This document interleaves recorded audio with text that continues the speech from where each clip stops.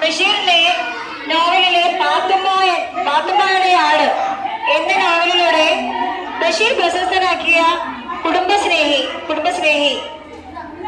മൂത്ത സഹോദരി. അടുത്തത് എട്ടുകാലി മമ്മൂഞ്ഞ്.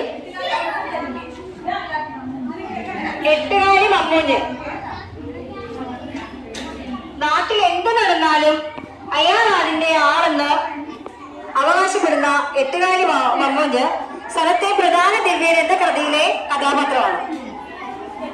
അടുത്തത് സാറാമ.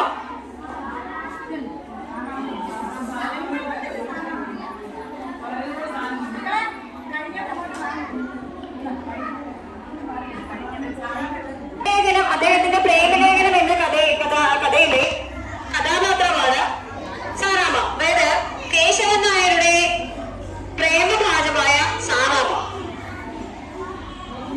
മജീദ്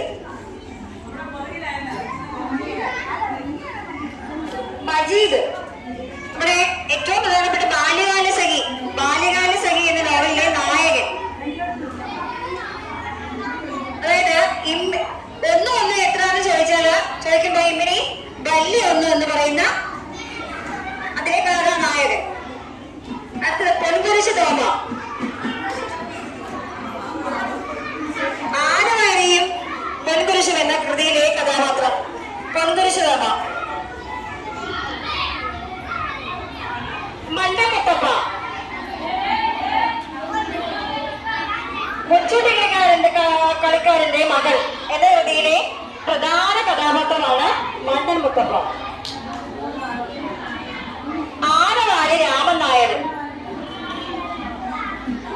ആനവാരി രാമൻ നായർ. ആനവാരിയും പൊൻകുരിശും എന്ന രചനയിലെ കഥാപാത്രമാണ്. അതായത് അദ്ദേഹം പാതിരാത്രിയില് ചാണകം മോഷ്ടിക്കാൻ വന്നപ്പോൾ രാമൻ നായർ ഇരുട്ടിലായി പോയി.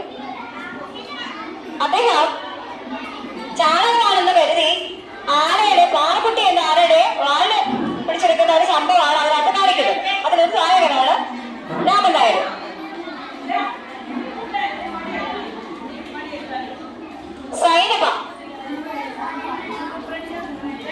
സൈനബ മുച്ചീട്ട് കളിക്കാരന്റെ മകൾ എന്ന കൃതിയിലെ നായിക കഥാപാത്രമാണ്. ഒറ്റക്കണ്ണൻ പോക്കം. മുച്ചീട്ട് കളിക്കാരന്റെ മകളുടെ കഥയിലെ നായികയുടെ പിതാവ്.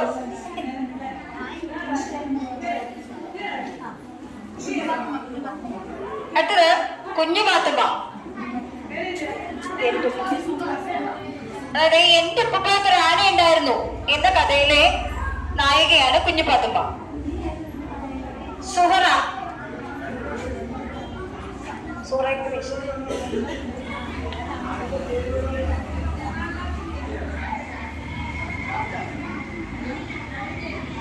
നമ്മൾ അദ്ദേഹത്തിന്റെ എല്ലാ കഥയിലും കുറച്ച് കഥയിലെ കഥാപാത്രങ്ങളാണ് നമ്മുടെ കഥാപാത്രങ്ങളായിട്ട്